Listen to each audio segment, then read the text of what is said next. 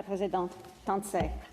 I rise today to speak to Bill C-83, an act to amend the Corrections and Conditional Release Act and another act to speak to the report. Pour commencer, j'aimerais féliciter les membres du Comité sénatorial permanent des affaires sociales, des sciences et de la technologie pour la force, la vigueur et le courage avec lesquels ils ont défendu les amendements essentiels qu'il faut apporter à ce projet de loi bien intentionné mais incomplet. Je tiens à exprimer ce soir mon appui de ces amendements et surtout à ceux qui exigent l'évaluation de la santé mentale des détenus placés en isolement et la révision judiciaire que ça déliciement de longue durée. Et je veux aussi rappeler que derrière l'incapacité du système correctionnel de gérer l'isolement en façon humaine, il y a des gens qui souffrent. Je veux vous raconter l'histoire de Eddie Snowshoe. In my previous life as a columnist with the Edmonton Journal, I covered Eddie Snowshoe's story for the paper. I've written about a lot of terrible incidents in my career as a journalist, but Eddie's story haunts me in a way few others have. Eddie was a member of the Tetlik-Witchin First Nation of Fort McPherson, Northwest Territories, one of the Peel River people. He was a troubled young man, though not a hardened criminal.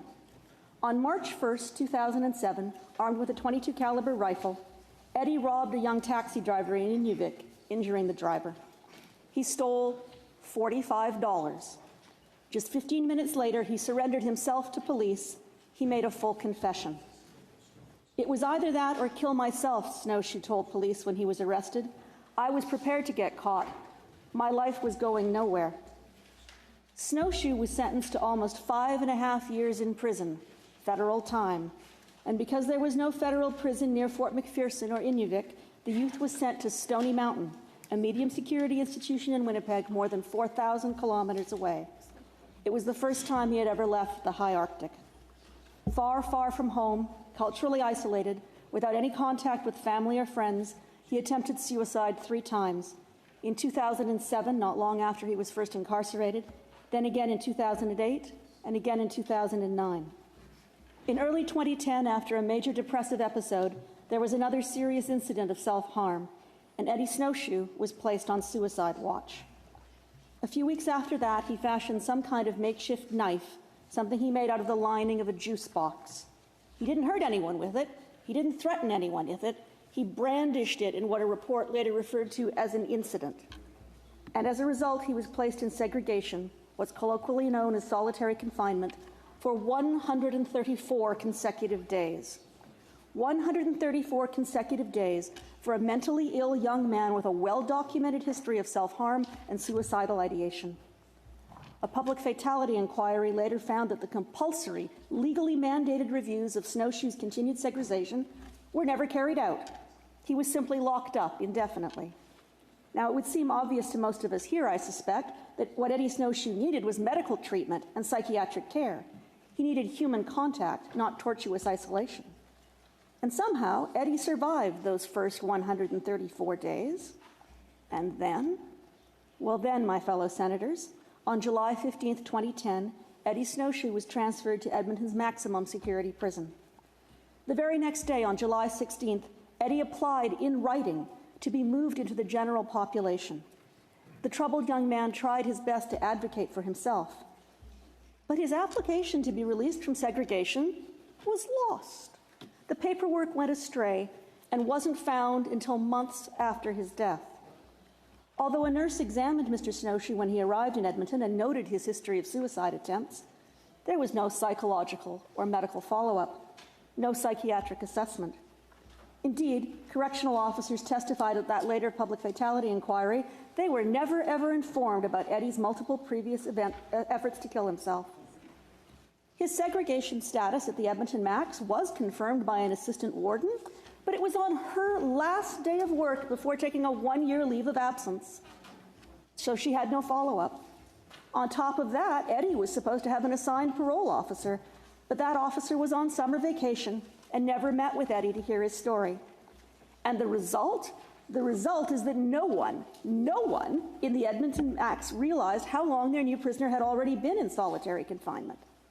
In his later fatality inquiry report, Alberta Provincial Judge James Wheatley summed things up this way. Edward Christopher Snowshoe fell through the cracks in the system, and no one was aware of how long he had been in segregation, even though that information was readily available. As a suicidal, mentally ill prisoner, Eddie could have been placed in a special observation cell, which would have allowed guards to monitor his condition. And indeed, such a cell was free and available at the Edmonton Max. But instead, Eddie was placed in a cell where the guards could only see him through a mail slot. In all, Eddie Snowshoe spent 162 days in segregation, including his final 28 solitary days in Edmonton. And then, just 4 months before he was due for statutory release, Eddie Snowshoe hanged himself. He was 24. Now, both journalists and politicians are a little too prone to overuse the word Kafkaesque, but I frankly can't think of a better word to describe such fatal, careless, bureaucratic blundering. A mentally ill young man who, remember, his crime was to steal $45, trapped in endless segregation, not because he was a dangerous felon, but simply, literally, because nobody remembered to let him out. He died, not because of intentional cruelty or malice, but because of the institutional inertia and institutional incompetence of our correction system. A wealth of studies demonstrate that long-term solitary confinement can drive even the most sane and stable person to depression and psychosis. Edward Snowshoe was already suicidal and depressive, isolated from his family, his community, his Indigenous culture. Perhaps we should be amazed that he survived 162 days. Judge Wheatley later found that Mr. Snowshoe's history of mental illness and suicide attempts were not handled with what he called, in a dramatic case of understatement, quote, any degree of care or alertness. Eddie Snowshoe didn't die in a Dickensian Victorian workhouse. He didn't die in a Soviet gulag. He didn't die in a North Korean prison camp. Exiled from his community, cut off from his family and his culture, denied essential medical care, this kid who stole $45 and surrendered to police 15 minutes later died because we locked him up all alone in a tiny cell and just forgot he was there. Let's not forget him now. N'oublierons pas ce qu'il a vécu. Assurons-nous, grâce au projet de loi que nous adopterons ce mois-ci, que personne d'autre ne subira la même chose. Assurons-nous que les mécanismes de contrôle et de surveillance nécessaires sont en place pour renforcer notre système correctionnel. L'histoire d'Eddie Snowshoe illustre parfaitement pourquoi le projet de loi doit être amendé. Il faut s'assurer que les détenus qui ont des problèmes psychiatriques soient examinés et soignés, plutôt que punis et mis en isolement. Cette histoire est aussi un exemple de ce qui arrive quand il n'y a pas de révision judiciaire de ce cas d'isolement de longue durée, quand aucun mécanisme ne peut empêcher que quelqu'un croupisse dans une cellule d'isolement pour la seule raison que son dossier a été perdu. Je sais bien que la fin du mois arrive vite et que la pression est très forte pour que nous adoptions les projets de loi plus efficacement possible. Mais cela ne devrait pas nous faire oublier Edward Christopher Snowshoe. Prenons le temps d'adopter un bon projet de loi. Merci. Thank you. Hi, hi. Senator Simons.